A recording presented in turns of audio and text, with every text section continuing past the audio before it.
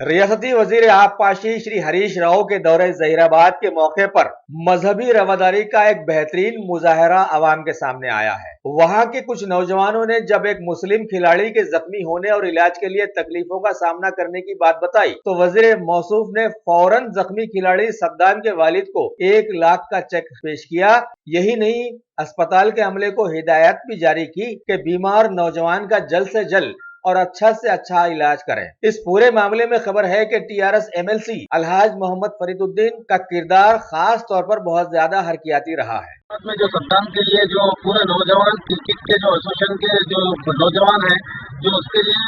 जो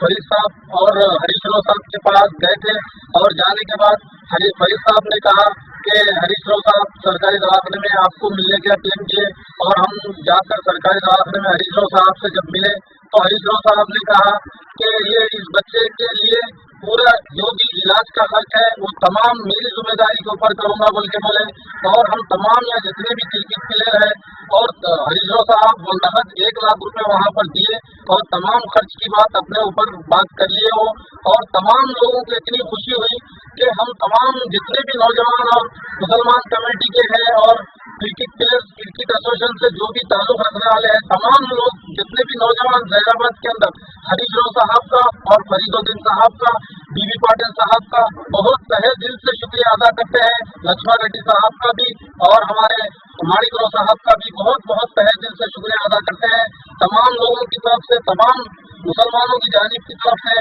नौजवानों की जहीराबाद के नौजवानों की तरफ से हम बहुत बहुत शुक्रिया अदा करते हैं।